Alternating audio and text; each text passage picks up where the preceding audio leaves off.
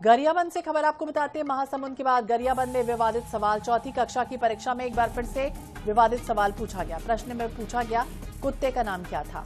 Option में दिया गया शेरू, राम। सवालों के घेरे में शिक्षा विभाग इस समय है।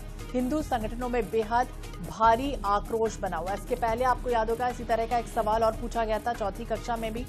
कुत्ते के नाम को लेकर बवाल लगातार छिड़ा हुआ था। मालूम बलौदाबाजार से भी एक घटना सामने आई थी। अब देखिए महासमुंद से भी एक घटना सामने आई है जब लगातार इस तरह के विवादित जो सवाल है वो बच्चों से पूछे जा रहे हैं।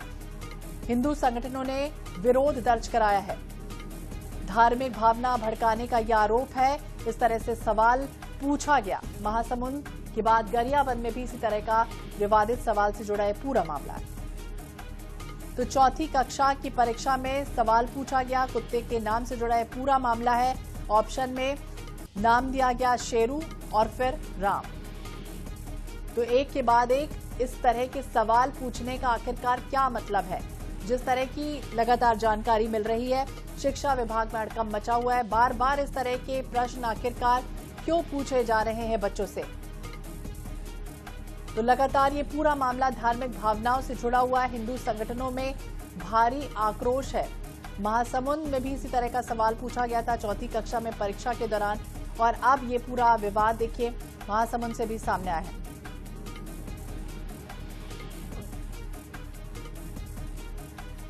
तो हिंदू संगठनों में इस समय भारी आक्रोश देखा जा रहा है। लगातार इस तरह के सवाल पूछे जा रहे हैं।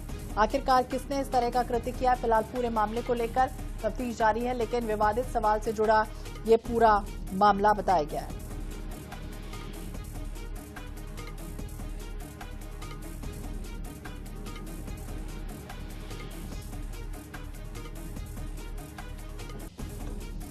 तो चौथी कक्षा में विवादास्पद प्रश्न से जुड़ा ये पूरा मामला है।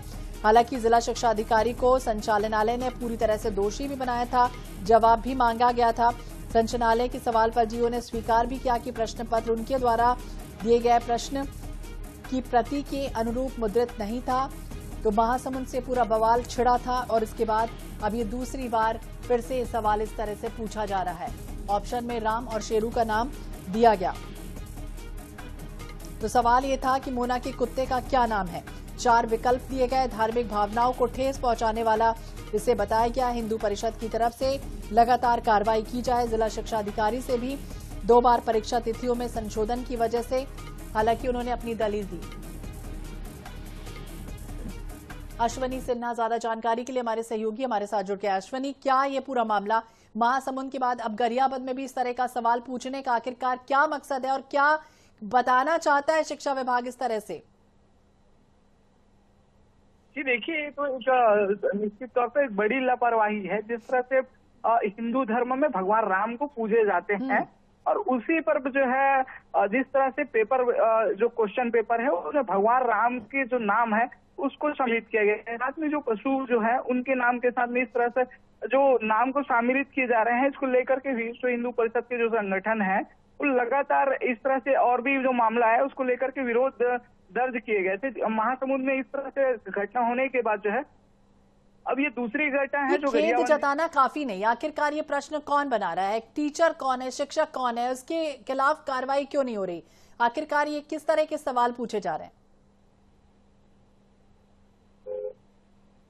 तो अश्वनी से संपर्क टूट गया। बता दें लगातार इस तरह के सवाल पूछे जा रहे हैं छोटे बच्चों से कहीं ना कहीं, और इसकी जवाबदेही आखिरकार कौन तय कर देगा। खेद जताते हुए महज आश्वासन जो है वो दिया जा रहा है और भविष्य में इस तरह की त्रुटि की पुनरावृत्ति नहीं होगी, इस तरह की बातें की जा रही। लेकिन क्या जब प्रश्न पत्र बनाया जाता है उसको कोई चेक नहीं करता?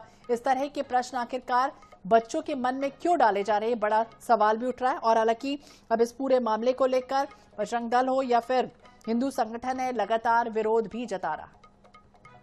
अश्वनी एक बार फिर से हमारे सहयोगी हमारे साथ जुड़ गया। अश्वनी, आखिरकार ये शिक्षक कौन है, शिक्षिका कौन है जो इस तरह के सवाल पूछ रहे हैं, लिख रहे हैं?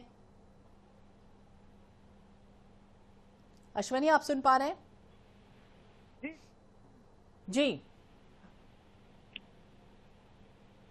अश्वनी, आप सुन पा रहे हैं? तो तकनीकी कारणों की वजह से अश्वनी की आवाज हम तक ठीक से नहीं पहुंची, लेकिन चौथी कक्षा से जुड़ा पूरा मामला है। लगातार इस तरह के विवादित सवाल पूछे जा रहे हैं।